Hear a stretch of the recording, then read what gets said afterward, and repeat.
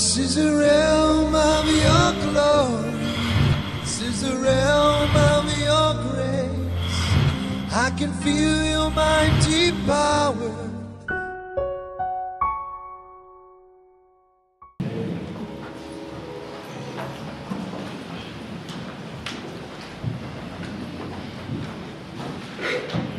Hallelujah. God is good.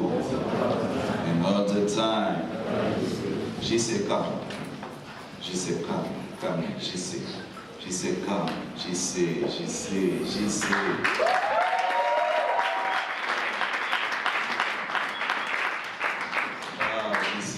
some of you don't know.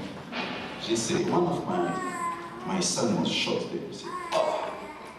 You know, it's something new. We are not in a war here. So, I said, what's happened? I say, it's the second one. The second one? Yes, the second one. The first one was Lionel. I said, those who were shot, stabbed, Christian and femme. So, I said, this is where we serve God, but thank God. Every time it happened, God preserved them. Hallelujah. I won't bury any one of my child. They have to bury me. I confess it. If you believe it, receive it. I'm telling you, I pray, I pray so that I won't bury any one of you guys. Hallelujah. The children have to bury their fathers. That's the blessing. When it starts to walk all the way around, it's not a good news. And every time I pray for you, that's what I'm one of my prayer. I don't want to bury you guys. Okay? Hallelujah. I bury my pastor, so you have to do the same. But not young, Hallelujah. Jonathan, happy to see you. Nice to see you. I'm very happy to see you. Jonathan, I know him since we were at the La Bonne Church back home. He was very young. Now I just see what you're achieving at school. Wow. Jonathan has a PhD now. That's a good thing. I saw him, he was very young at the youth at La Bonne Church, and I'm seeing what God is doing with you. May God bless you and keep on taking you high and higher. Hallelujah. Hallelujah. Hallelujah. Thanks God. So, welcome back. Welcome back. Welcome back. Sister Debbie, she went in US for a couple of months or weeks. 1 month. Now she's back, I see that smiling. We are always happy to see you and to have you among us. Hallelujah. May God bless you. This is your home, and we appreciate your presence. Hallelujah. So we're going to continue our teachings about the eternity. I told you that we still have 3 sessions left, but it's going to be longer than 3. Okay? Because even the message of this day, I had to stop it. So I'm going to continue it next week. So, if you have your Bible, I would like you to open it in the book of 2 Corinthians 5, 1 to 10. Daniel 12, 13, and Hebrew 11, 6. 2 Corinthians 5, 1 to 10, Daniel 12, 13, and Hebrew 11, 6. The first service I had somebody to help me to read, so I'm looking for the one going to read me during the second service. You see, this is not here, she's not here. So, Carol. Okay, Lionel, come to take the mic. Where's the mic? The other mic. Give it to Carol. She's going to be waiting for me.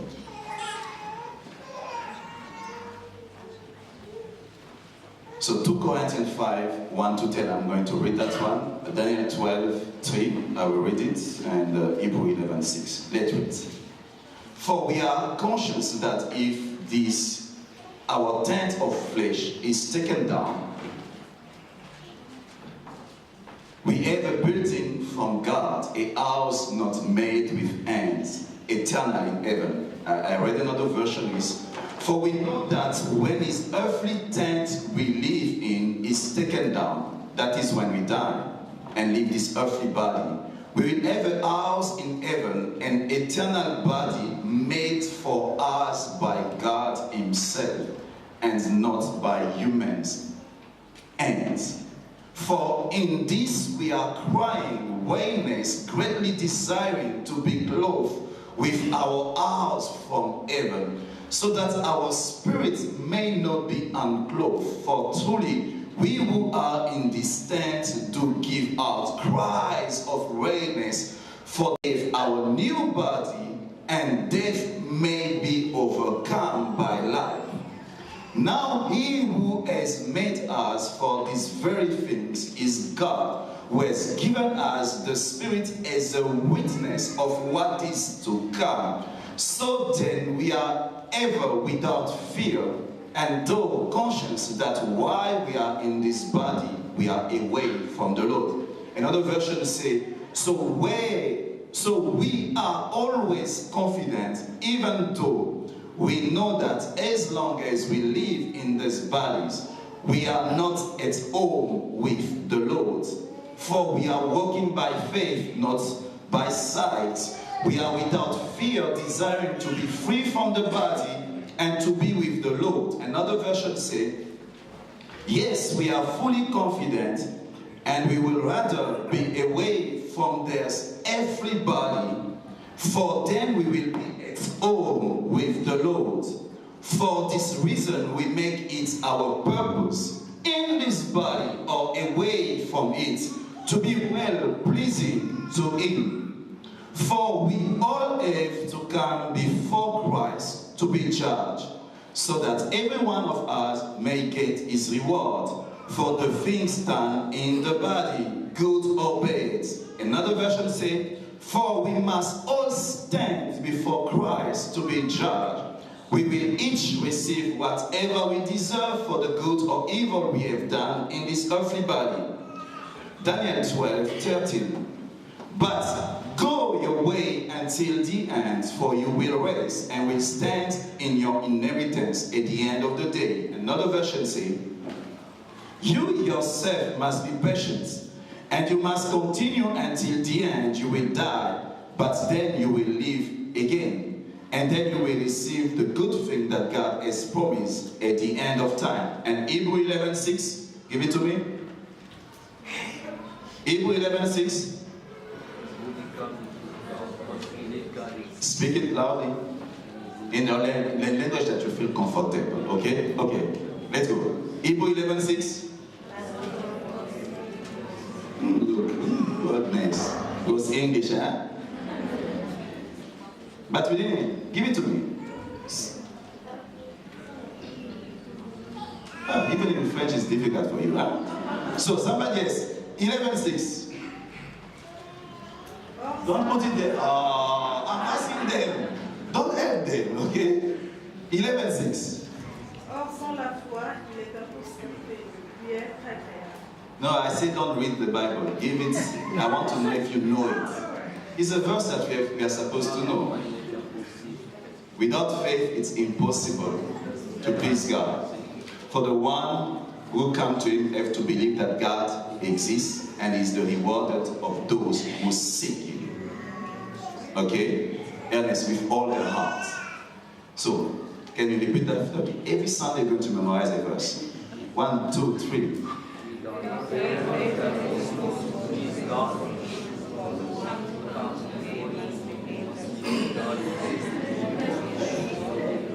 One, two, three. You are waiting.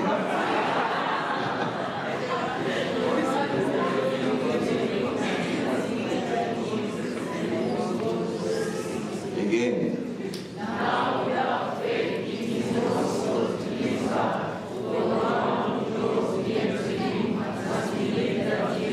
Don't read now. Give it to me. Don't read. Now without faith it is impossible to please God. For the one who knows me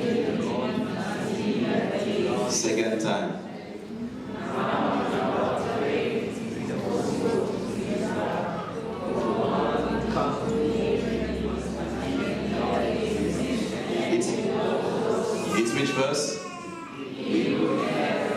God bless you. Hallelujah. So we're going to speak about the judgment seat of Christ. To help some of you, the tribunal of Christ, you see. But it's the judgment seat of Christ. But for, hallelujah, the judgment seat of Christ. So you have to have a pen, block notes, because I'm going to give verse. I will teach, I won't preach. So I'll give verses and verses. I'm helping you how to invest in eternity. So you need to know all the verses which are related to it. Hallelujah. Not block, pen, or phone which can write. You can write on your phone. The Bible says without faith it's impossible to please God. So the problem today is people believe to be saved, but they tend to not believe on the things which are to come. It's like it's too huge. When we speak about rapture, we speak about the feast in heaven. When we speak about the millennium on earth, when we speak about the new Jerusalem, people say, it's too much. No, we need to believe in everything. Hallelujah. We are believers. Everything that God wrote in His book, we have to believe it and to expect those things to happen to us. Hallelujah. The Bible says that in the book of Daniel 12 verse 13, those who are dead, they're going to raise from the dead to be rewarded. Hallelujah. Every human being who's going to go to death, one day is going to raise from the dead to be rewarded for the good that he has done or the bad that he has done. Last time I told you that God will reward us on the basis of two books. The first one is the book of life. Hallelujah. God will check first if your name is in the book of life. If your name is in the book of your life, then you stand before the tribunal or the judgment seat of Christ at the time of the rapture.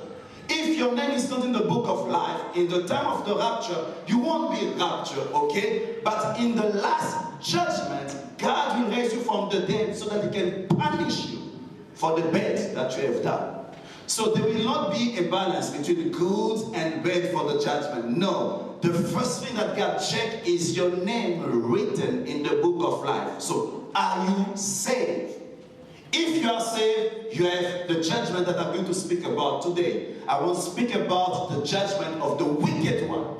Okay? I'm focused on this one. So, we say as a Christian, we are expecting the coming of Christ. It means one day the Lord will come and the sound of the trumpet, hallelujah, those who are dead in Christ are going to raise from the dead. And those who are still alive, all of us will be transformed. We're going to have the new body. And we're going to go up in the air to meet the Lord. And then we're going to spend 7 years of feast. And then God will reward each one of us at the judgment seat of Christ. So today we're going to speak about certain kind of rewards and what are the basis of those rewards. Okay? What I'm teaching you is I'm speaking about eternal things. So it's when I'm trying, okay? I want just to give you an idea. It won't be maybe as precise as I'm saying, but at least you have an idea. But when you're going to get there, your understanding will be much bigger, okay? But at least I'm going to give you the idea how to get the reward, how to behave on this earth in such a way that you can receive something there. As I told you, the life on earth is very short. And the eternity is quite long because there is no end. So we better prepare ourselves to spend a good eternity than a bad eternity. Hallelujah. We better prepare ourselves. So, the image when we speak about the judgment seat of Christ is the image of people who are in a race. Okay? Usain Bolt is running and people are running. Who knows Usain Bolt? It's not in the Bible actually. So they are running, they are racing, they race. At the end, one of them win. And then they come before those who give the rewards. Okay? They say the third one, go there. He comes. The second one, the first one. Okay? And it's not finished. You have a position. Your position is different. Your position speaks about your achievements. But it's not done. Then you are dead. And somebody has come and say, you, the medal of The third one is what? The second one. And the first one, that's what will happen at the judgment seat of Christ. He gives you a position and he gives you a medal. And we have to see the name of those medals. If maybe you are fighting, you are a boxer, you are fighting. So if you lose, there is no belt. Hallelujah. But the one who wins, that's what the Bible speaks about, the overcomer. In heaven there is no place for loser.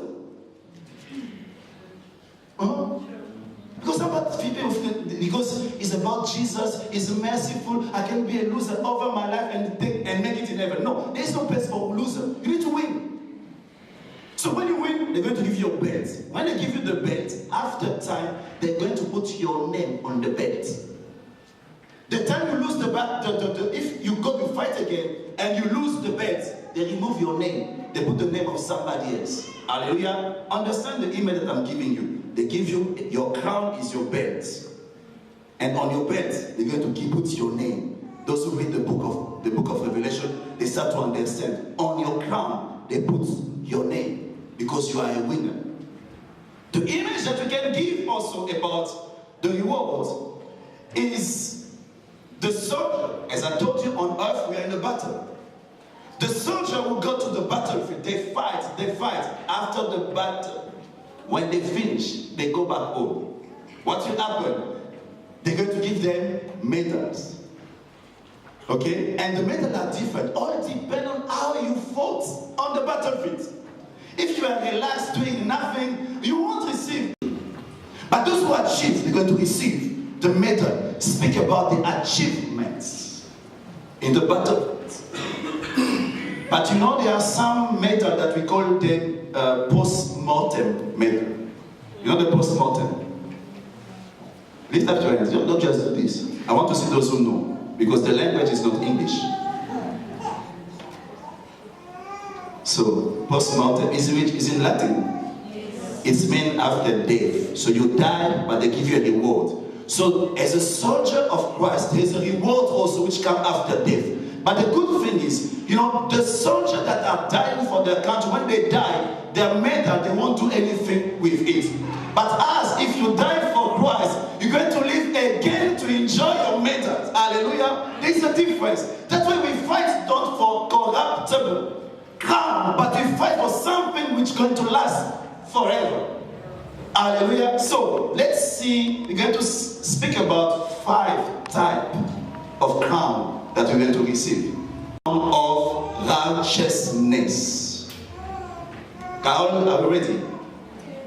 2 Timothy 4:8. Can you read it for us? But it's not because you love the appearance. You are just serving God, fearing His name, you know, and because you meet the condition, it takes you. Hallelujah. But there are some, they cry inside of them. They say, Maranatha, come, Jesus Christ. It's if they are doing their best so that when He comes, they may be taken. They put all their heart there. Hallelujah. And the Bible says there is a crown for those who are going to love the coming of Christ. Are you among those who expect Jesus to come back? Or you are among those who say, Jesus, don't come back. I'm not married yet. I don't have my car yet. I didn't have my million yet. Because your heart is too much on this earth. But there are some people, they say, God, on this earth, I'm just here because I have to fulfill a mission. But my heart is there. I'm longing after your coming. There is a crown for you. And what I'm saying actually in the church today doesn't care about the coming of the Lord. So we're just living. But there is a crown. Because you know, when you speak about Paul, all the life of Paul, the goal was to receive the crown. Hallelujah. He was living for that. That's why at the end of his life, he said, I finished my race. I've kept my faith. Now the reward that I was looking for, I'm going to end. He was longing after the coming of Christ. And I pray that this church may be a church where each and every one of us will live longing after the coming of Christ. You know, I remember when I was still a young Christian, it was like every day when we are in a conversation and then you speak, if Jesus comes today, I'm going to be taken away. It was part of the conversation. But today is, I don't know what is the conversation that you have. Can you feel like, in that church, the church that Jesus left, when they used to greet one another, they would say, Maranatha. It's a greeting. Maranatha. Say, come, Jesus. It was part of when Paul is preaching to the Thessalonians. He said, as we are alive, going to be caught up. Paul was living, expecting the rapture in his time. 2,000 years ago, he was living. Among the things which gave strength to the church in the beginning was the fact that they were expecting the coming of Christ at any time. The way you live when you expect his coming is different than the way somebody who doesn't expect it coming is living. If I know that it can come today, there are things I'm going to forgive certain things. I won't care about certain things because those things don't matter. Because when it comes, I'm going out from the time. I'm going into eternity. So I won't kill somebody for a car, for a position. I won't kill somebody for that. You say, those things are nothing because it's coming soon. Today we are fighting for small things. Why? We care so much about this earth. We don't have our hearts in his appearance. He said that crown of righteousness is not just for me. He knew that he got it. But it's also for those who are going to love his appearance. When you love his appearance, you speak about it often. You speak about it. You're in a conversion, maybe you can come now. Because you love it. There is another crown. The Bible speaks about the crown of victory. Hallelujah. Every time you read, like in the book of Revelation 2, Revelation 3, the Bible speaks about to the overcomer, to the winner. Hallelujah. If you don't win, there is no reward. So, 1 Corinthians 9, 25 to 27. 1 Corinthians 9. 1 Corinthians 9, 25 to 27. And everyone who competes for the prize is tempered in all things. Now they do to obtain a perishable crown, but for an imperishable crown. Hallelujah. So they gave the image of boxers. When two boxers are fighting, the goal is to win. Because if you don't win, there is no crown. Hallelujah. Imagine you are getting ready to go to fight. Your opponent is training. You are relaxing, eating pop, enjoying your life. And then you go to the ring. He can kill you. Hallelujah. He can kill you. As we are fighting, not against flesh and blood, our enemy is the devil and all the evil forces. But what happened? You're going to see Christians, they are relaxed in the battlefield. The devil will attack you at any moment. You watch TV, there is an attack. Hallelujah. You do that every time. Everything we are doing, the enemy is attacking us. But what's happened? The church is relaxed. You watch anything you want. You go anywhere. You talk any talk. And the devil will have you.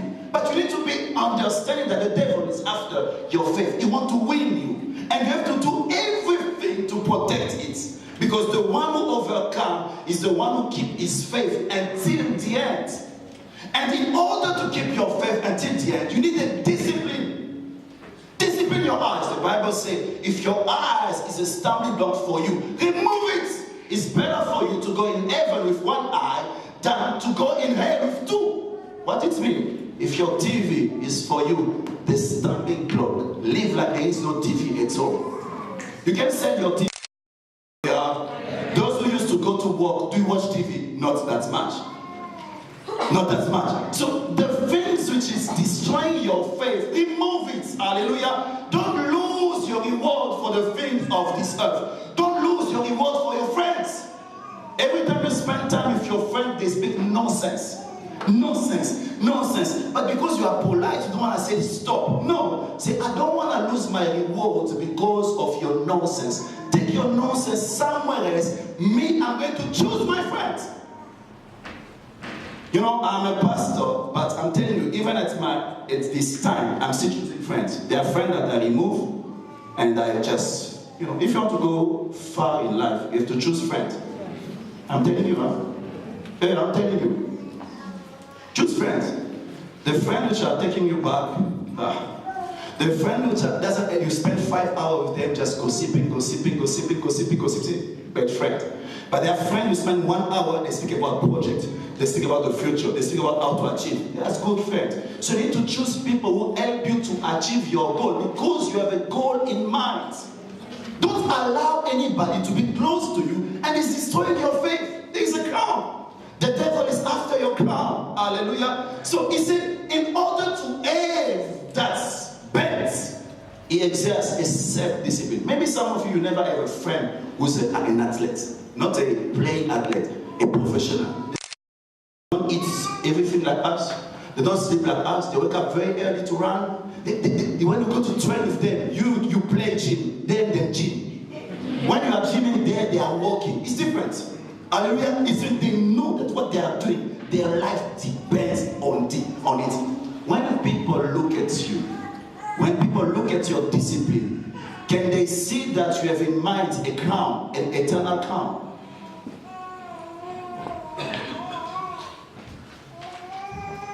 Job had the discipline. He said he will never allow his eyes to stop to a virgin. Because the way they were dressing, he said, I had a discipline with my eyes. But you who are pursuing an eternal crown, do you have a discipline with your eyes? Kardashian, Telemundo, I don't know what. Do you have a discipline with your ears? Everything. There are some people when they dream, it's not that God is telling them things. It's the things that you watch. In the night you dream about it. If you don't want them those dreams, stop watching those nonsense things. 24 hours is not enough. We sleep about 8 hours. So you have maybe 16 hours. Okay? And you need to choose what you put inside of you. You need to choose. And during the 16 hours, how many times you read the Bible? Because the Bible gives you something eternal for your spirit. How many? We have to learn how to manage our time, preparing our eternity. He said, because of the crown of victory is self-discipline. If you want to know how far somebody will go, that check the discipline that he has. Even among students, some students they don't have discipline. You cannot move forward. You cannot go far in life if you don't have discipline. When the friend they are studying, you go to the next level. Just keep on doing that. You're going to start to be jealous in life because they're going to achieve things that you couldn't achieve. Why? You are lazy.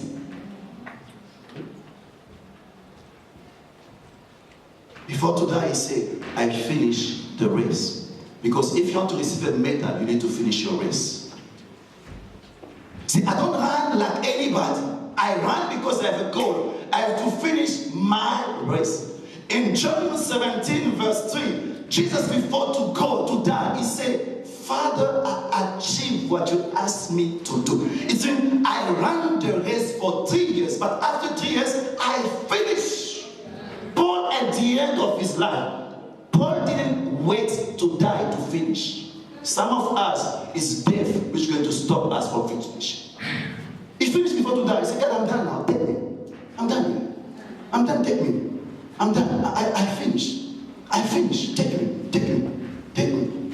But most of us, we are even in the beginning of our race. And when you're going to stand before God, God asks you, did you finish? You say, I couldn't finish. I didn't have enough time. It's a small level. It's preparation. Hallelujah. It's like when you go to do an exam, they give you 2 hours to write a paper.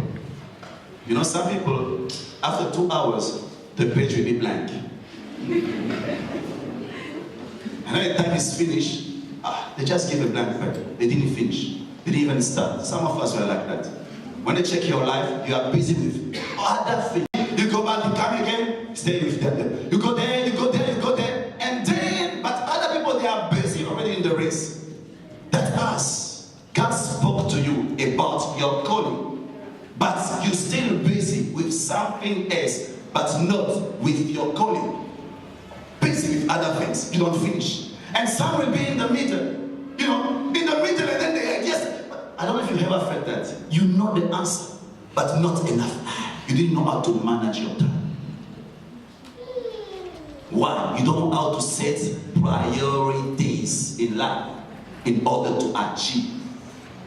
You spend time 5 hours in Facebook, 5 hours watching TV, and you want to achieve something in life. You won't achieve anything because you don't know how to set the goal in order to achieve what God taught you to achieve. Hallelujah. The Bible says in the book of Proverbs 18 verse 9, the one who is slack in his work is the brother of the one who destroys. Celui qui se relâche dans son entreprise est frère de celui qui détruit. The one who is slack, I know slack is a difficult word. The one who is slack in his work, you are destroying it.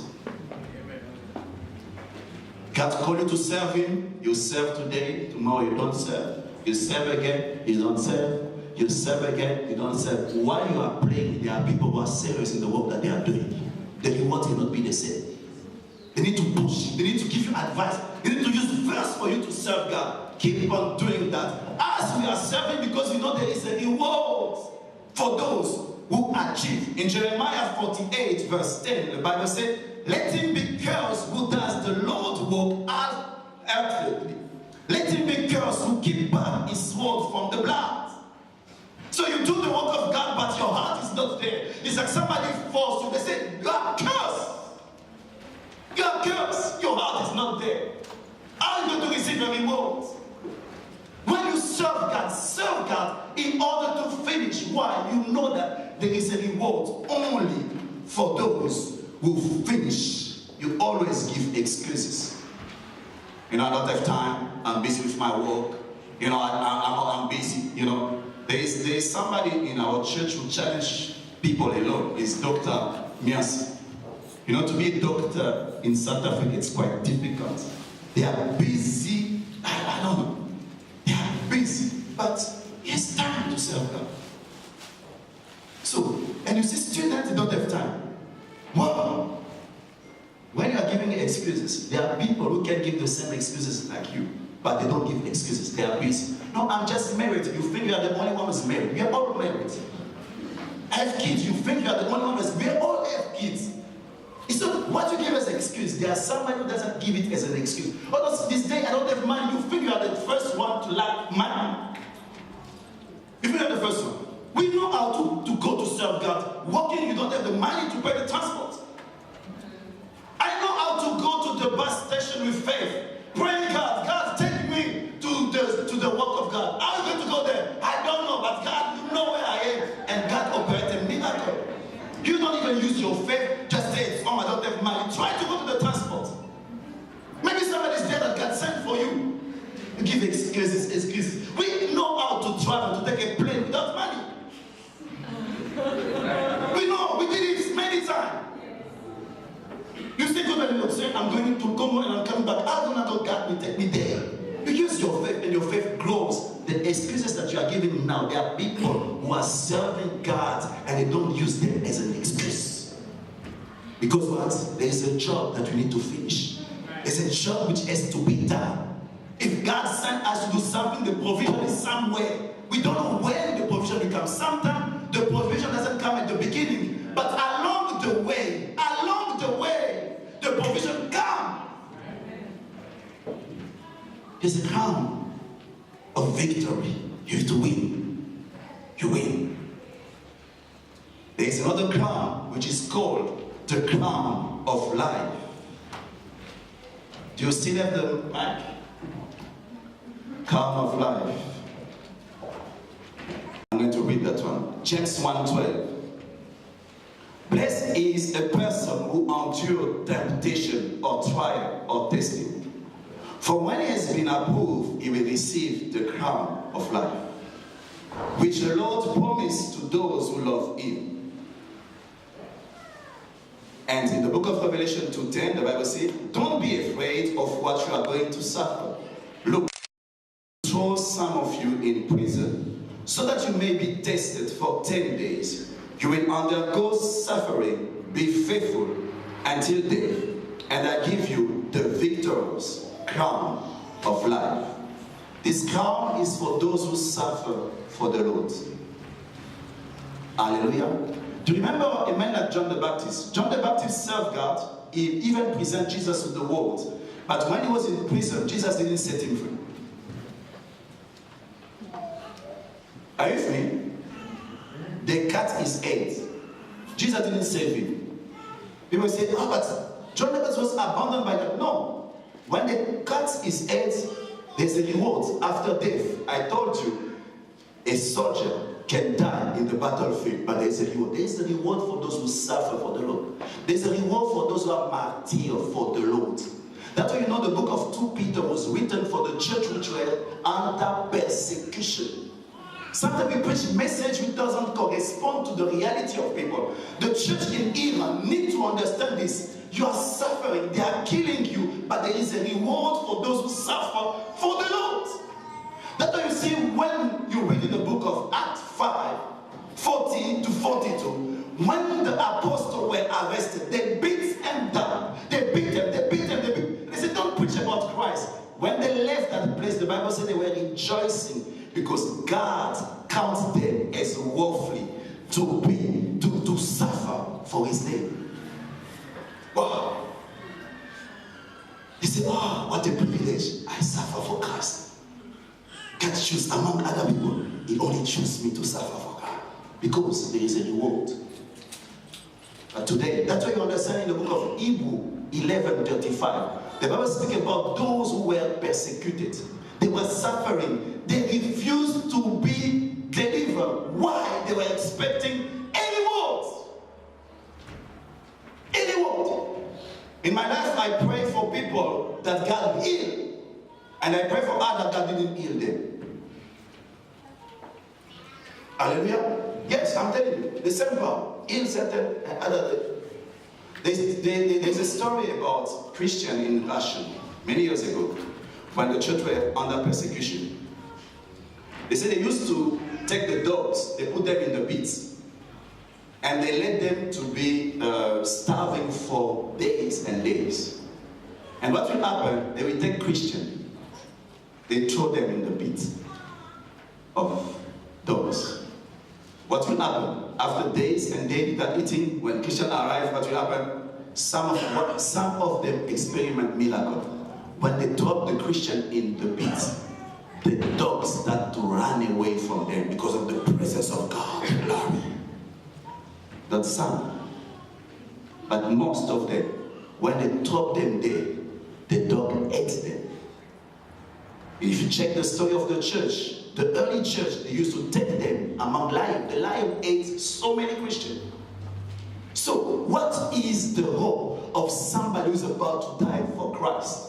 Somebody who's about to be burned for Christ. Somebody who's about to be crucified. Most of the apostles died as a martyr for the Lord. What is the hope? There is a crown of glory for those who are suffering for the Lord. Those who are dying for the Lord. You check it.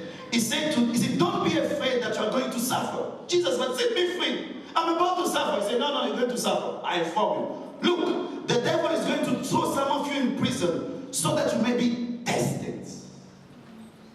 It's when you succeed after the test that you receive the reward.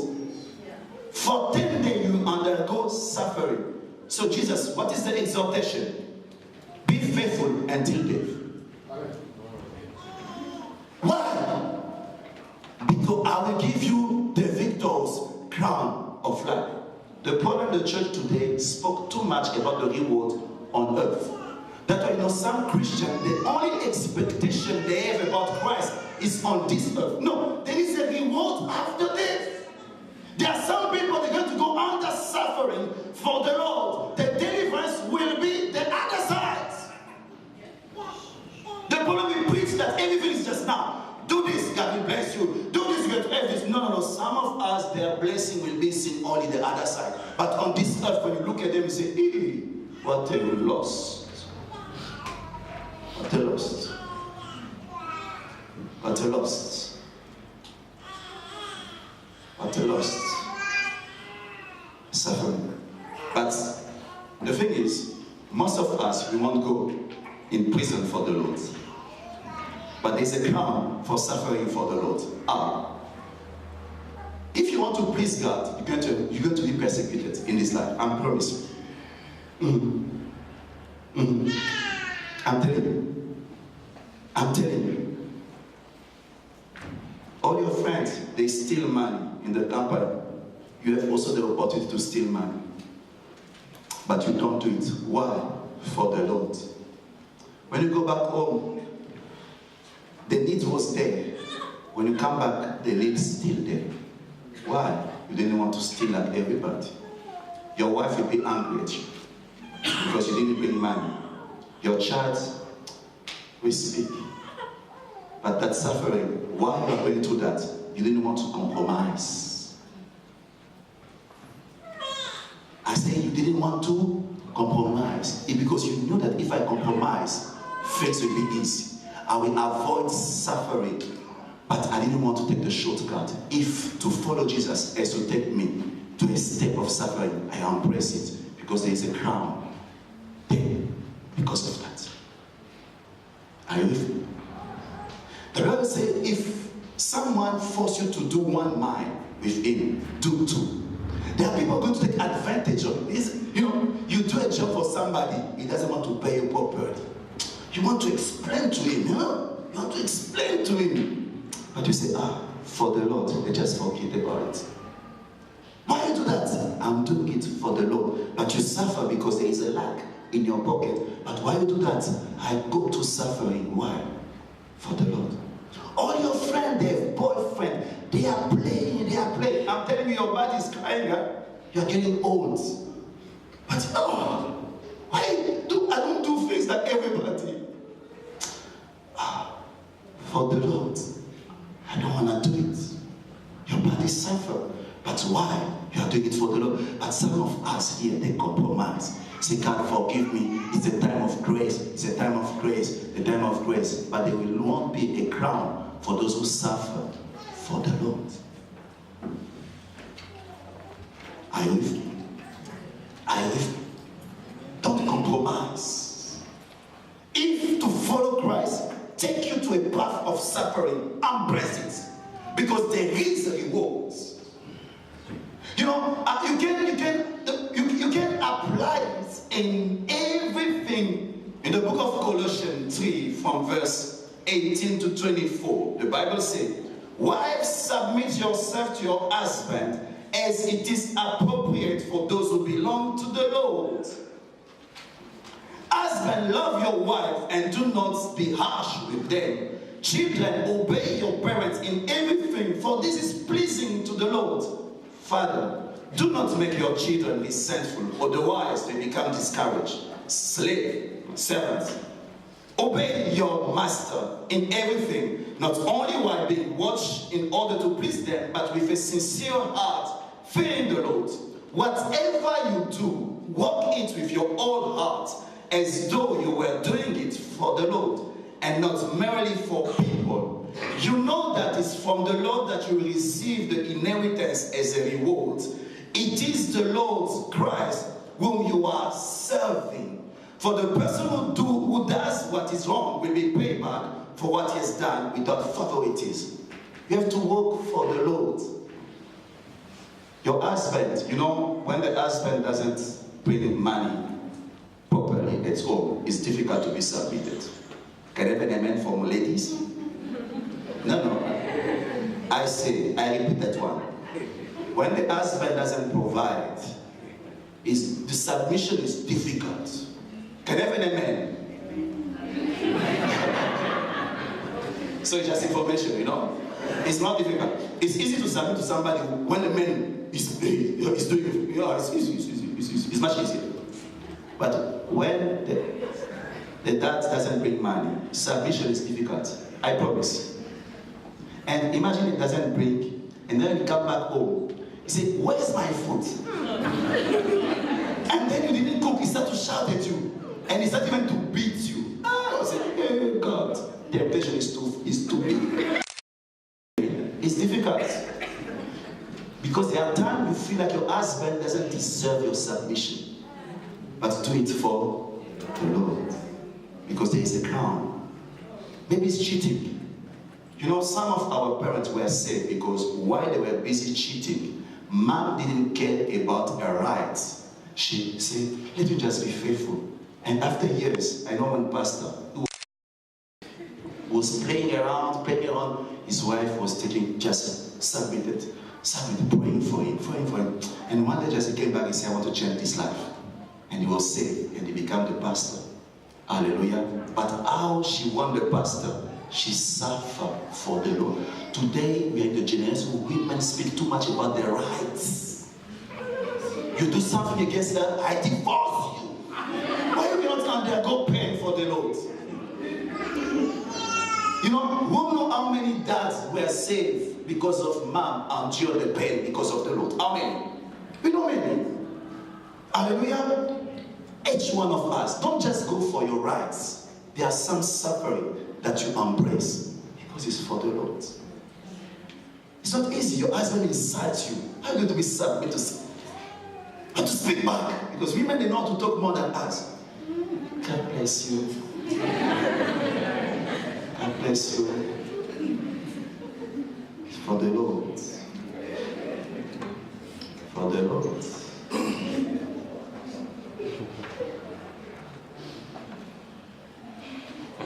Your wife disrespects you, but you love her.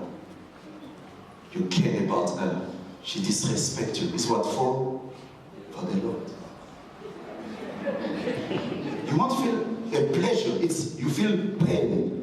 But what gives you the strength to undergo the pain is for the Lord. Your dad, you know, I'm telling you, you have a dad who doesn't pay your fees.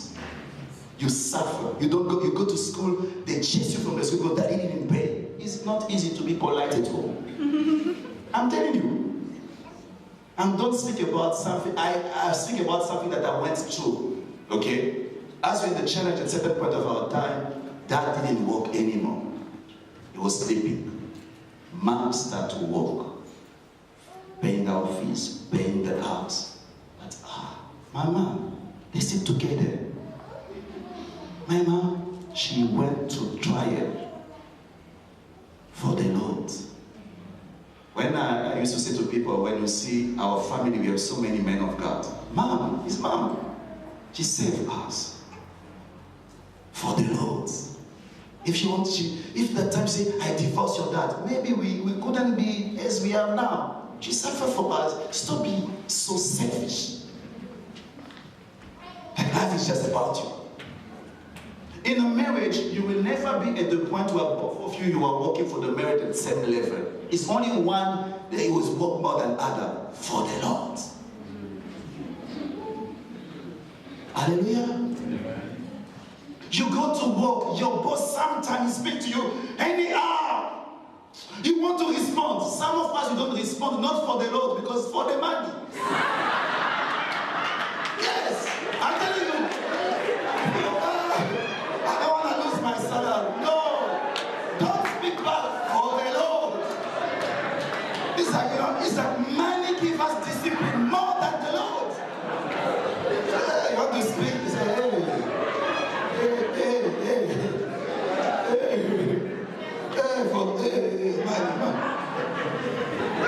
You see, human beings, they serve more money than God. Money will give you discipline, huh? You wake up at 4 for money, but when it's time to wake up at 4 for the Lord. But every day you wake up, and on Sunday you say, I want to rest. So the day of the Lord is the day of rest. Hey, may God save us, huh? Suffer for the Lord. Even the cold in Cape Town. It's in every suffering that you are going through for the Lord. The crown here is for you. You go to, and all of us, if you want to please God, you forgive somebody who did something wrong for the Lord. I remember one day I wanted to make things right with my dad and say, Daddy, you know, last time I spoke to you a certain way, forgive me.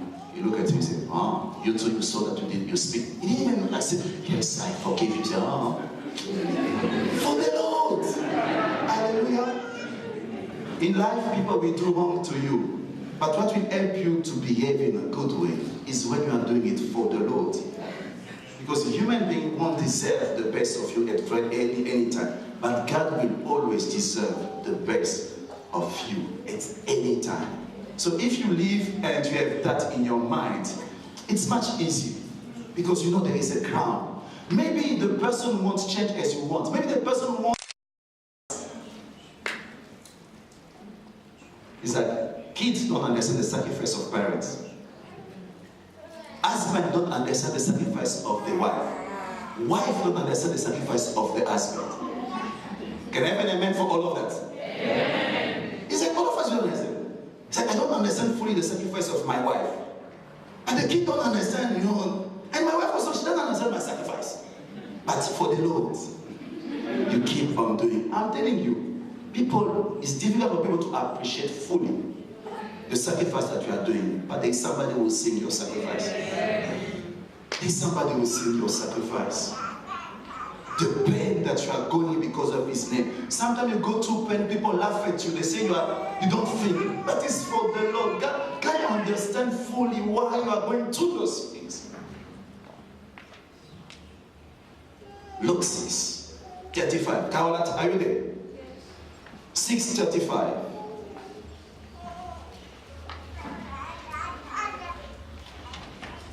Luke 6:35. 35. But love your For those who endure trial and challenge for the Lord. We spoke about the crown of righteousness for those who love his appearance and they are getting ready for his coming. We spoke about the crown of victory for those who finish the race. They win, okay? You keep your faith and you finish. God's reward your work. Now we speak about the crown of glory. 1 Peter 5:2-4. 1 Peter 5:2-4.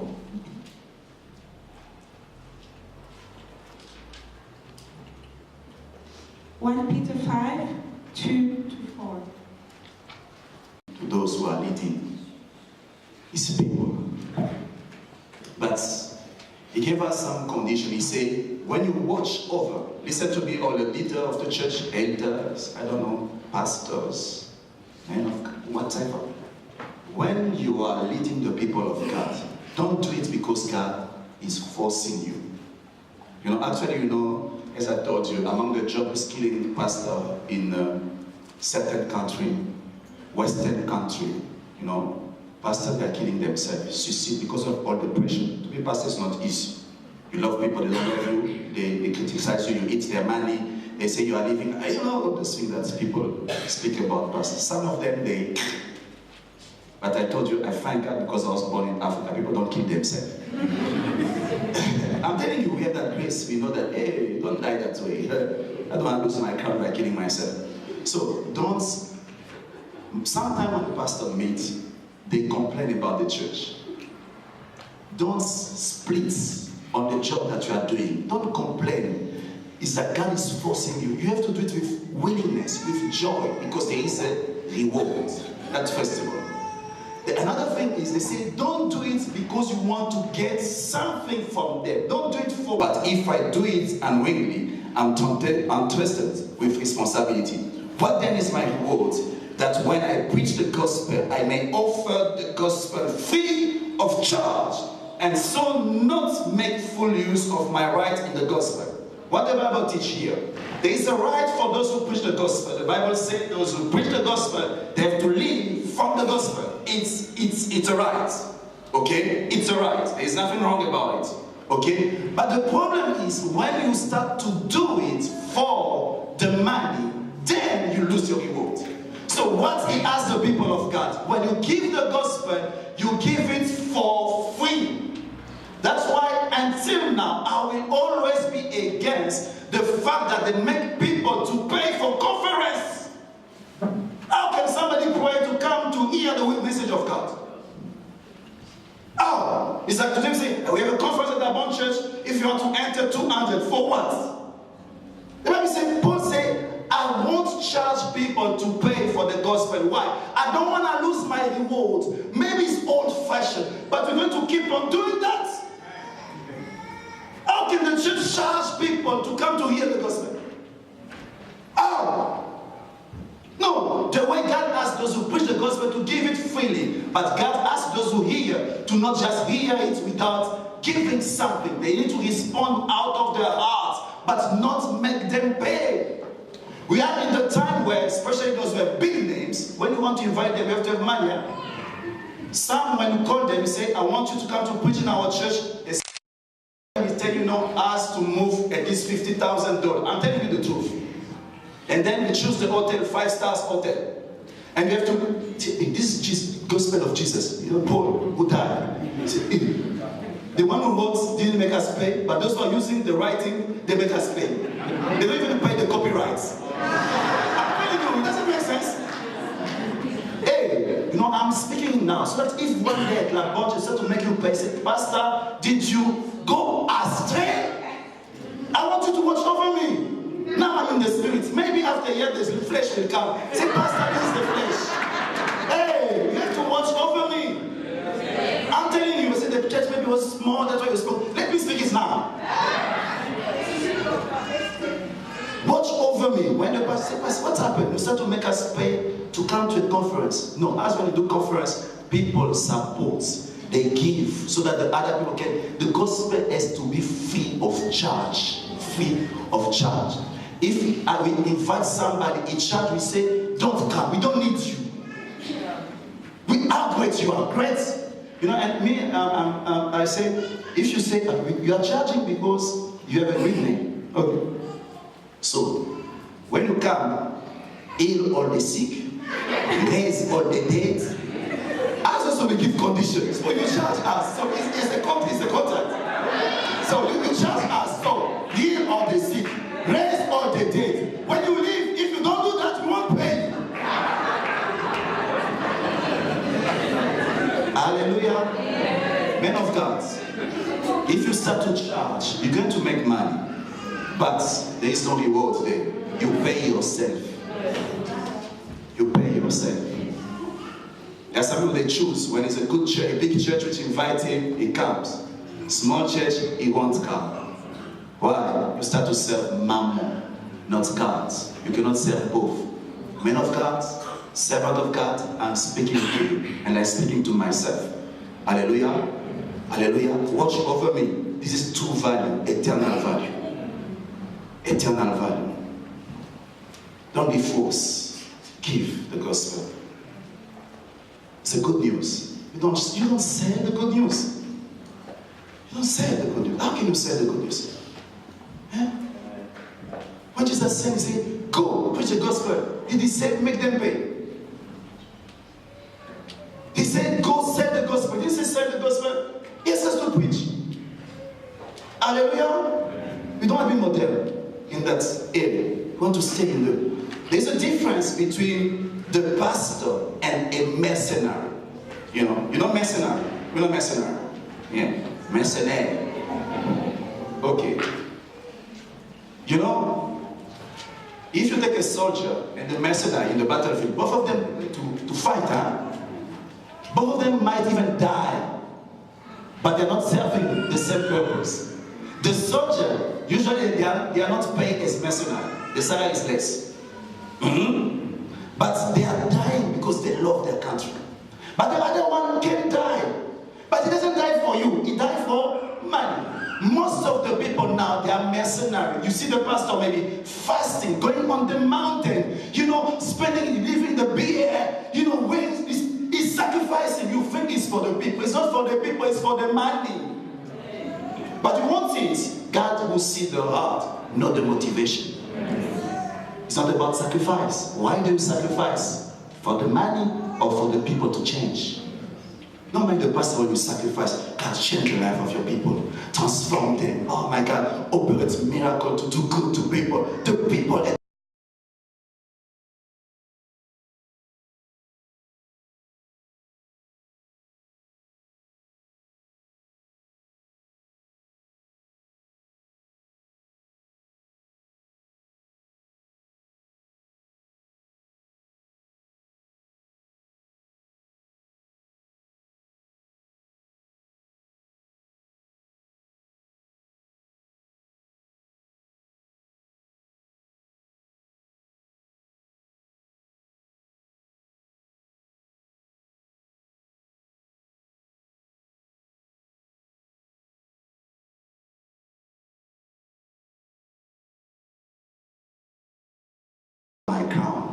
I warn to the Lord.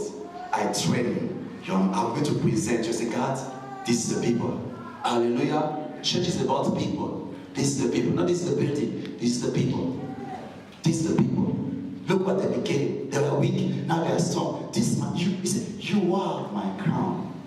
In Daniel 12:3, the Bible says, those who are wise will shine as the brightness of the expanse. Those who turn many to righteousness forever and ever. And when we read in the book of Proverbs 11:30, the Bible says, the fruit of the righteousness is the tree of life. He who is wise wins souls. Lost one, let me give you a repeat. Daniel 12:3, Proverbs 11:30. Proverbs 11:30 says, he who is wise wins soul. Daniel 12:3 says, those who are wise will shine as brightness as an expanse. If I replace it, I say, those who win souls will shine of the expanse. Those who turn many to righteousness will shine as stars forever and ever. I told you that when we raise from the dead, we're going to have a glorious body. But the brightness will differ.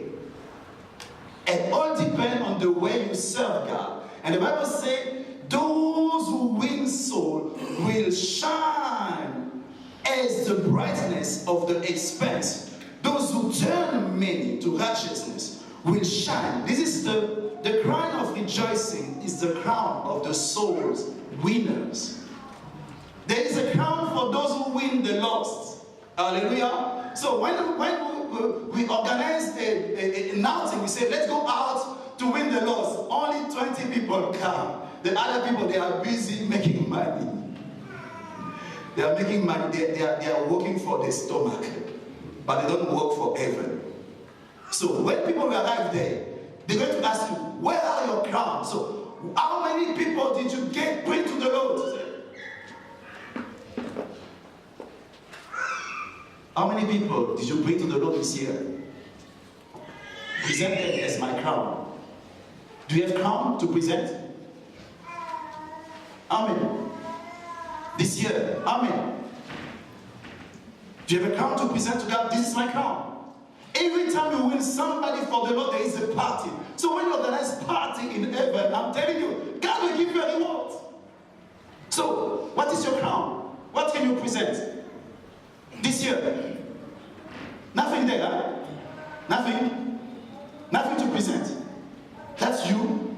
You come just to church on Sunday, and then you go, you spend your week, and you come down on Sunday to listen to the pastor. Week, but you are useless in the kingdom of God. You don't do anything.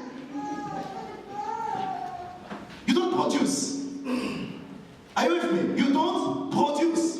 Because how you produce, you win souls. Do you win souls? This is my crown. You say, you are my crown. You are my crown. What do you present to the Lord? Hallelujah. What do you present to the Lord? When it's come to winning the soul, you go to the book of 1 Corinthians 3 from 6 to 9. The Bible says, I plant, Apollos water, but God caused it to grow. So neither the one who plants counts for anything, nor the one who waters, but God who caused them to grow. The one who plants and who was watered work as one, but each will receive his reward according to his work. So some may go just to preach the gospel, they plant the seed, but some maybe they pray for the seed to grow. But you don't even pray for the salvation of people. The church today, we spend time praying for our needs. God, give me money, give me marriage, give me car, give me. Do you pray, God, save my neighbor, save my family, save? You water. How you water? You pray for it. You pray. You say, God, you pray for it. You can pray for somebody who's far away. You pray. Somebody will come to put a seed, and one day somebody will come to harvest. But the church today doesn't pray for the salvation anymore. Busy with ourselves. Give me. But God, save God, save, change life. Check this street. We have so many nightclubs now, all around us. God save, change life. God save. You're watering, but you don't do anything. So even the way the church is growing, you don't even participate. You just come, hey, the church is but you don't do anything. You don't do anything. You don't invite, you don't speak about the Lord, you don't even pray for, you don't do anything. You are not counted among workers in the kingdom of God. You are counted among visitors, even in the kingdom of God. I'm just visiting. I cannot serve them. Hallelujah. God sent us to make disciples. That's why when people are saved, we build them up here. Firm foundation. We are serving for a crown. Because the Bible said those who are to teach righteousness to people, they're going to shine. So when as we are busy serving, there is something that you're going to receive there. There is something that you're going to receive there. Hallelujah. The last thing that I want to talk about is, when you read in the book of Luke 16:9, the Bible says, I'm telling you, make friends for yourself by means of unrighteous wealth, so that when it's failed, they will welcome you into eternal home. What's happened? When you die, all your money stays here. It's finished. You won't go with it. So, but the Bible says, make friend with it. So when you get there, they're going to welcome you. Some of us, what will happen? You take your money, you send in Booster, okay? In the mission field.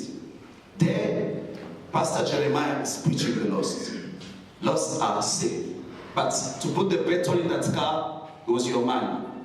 Okay? And then when he did the job, people were saved. You go in heaven. You see just brother, maybe Temisa come to you. Or Sibusisu, they come to you. Say, my brother, thank you. It's because of you that I'm here. Say, I don't know you. Say, no, your money allowed the gospel to reach me. You invest in the kingdom of God. There are places that you cannot go, but your money can go and work for you. Jesus was serving. When you read in the book of Luke 8:2-3, the Bible says there are women who were with Jesus, supporting Jesus with their goods, so that he may be able to preach the gospel. So there are things that you want to do, but you support somebody who is doing it. Hallelujah. Our pastor in Johannesburg, he was struggling to go to the place of work because he lived in Pretoria. And the church is in Johannesburg. Somebody in this church, instead of buying a car for himself, he came to me and said, Pastor, this is my money. I was supposed to buy a car for my house. I give it so that the mission field can have a car. Until now, it doesn't have a car. But when they are winning the loss, there is a crown in his life. Are you with me? Supporting. Now, when we had the box there, we even remove it. I don't know why they remove it. Because mission is like people didn't even care about mission. You didn't put anything there.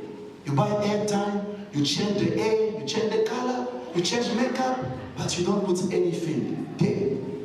People don't understand how to invest in the eternal things. I spoke with some missionaries. When a missionary comes, most of the time they don't come with money. They go to churches like they come in our church here. They say, you know what, God put in my heart to go in Afghanistan or in Power. We have a team that has to go in Power. Okay? We need to pay the transport, to find a place for them to stay. We need money for that. Say, I'm going to go in Afghanistan. Is there anybody who want to go with us? That's the way they come. And then people start to pledge. May I say, every month I'm going to give 200 rand. My brother said, I'm going to give 10 rand. Another one said, I'm going to give, and then they come. They don't come with money. They come with promise. So if you are unfaithful, you stop them from doing the job in the battlefield. Imagine if somebody go in mission with your promise. He's going to survive or go to die. if you see just the faithfulness that you have with the hands, you're going to die. Because people are not conscious about the things of God. There are some students who support missionaries. But us, we don't understand. When you win the soul, there's a crown of joy. If you're in the church, supporting those who are serving, there's a reward that you receive. Hallelujah. Church of God, I'm going to stop there. I spoke about 5 kinds of crown. Next time, I'm going to speak about other kind of rewards. But all I want to tell you, you need to live with a perspective of eternity. Eternity. The question that I want to ask each one of us as we are at the end is, what did you do this week which is an eternal value? Just check yourself this week. What did you do which impact your eternity? Check. You ate. You bought a new car. It's nothing, huh? Are you with me? A new house. It's just here. What is? You got married. It's just here. You know, in heaven, each one stands for himself. My wife will stand for herself. My kids will stand for themselves. No family there. Are you with me? So what did you do this week which matter eternally? You changed the air. Doesn't change anything. And when you start to think that way, you see that most of, now you have to do a new degree. It doesn't add anything in heaven. Are you with me? What did you do? You got your first million. So, does that change anything in the things of God? What did you do? You buy new clothes. You went to the most beautiful restaurants of Cape Town. What is this? What did you do? And somebody will say, I preach in the train. I preach in the work service. I invest this. I invest this. I endure this. You have to know that you are investing in eternity. What did you do? Which matter eternally. You see, most of our time, we spend time with nothing, for nothing. We talk, we Facebook, we watch TV. We don't do anything. May God help us to know how to count our days so that we can apply wisdom. We need to invest in eternity. Check just your life. Test yourself before to be tested by God. And you will see that most of your time, most of the years of your life, you invest on this earth, but not in eternity. Can we bow our heads right now?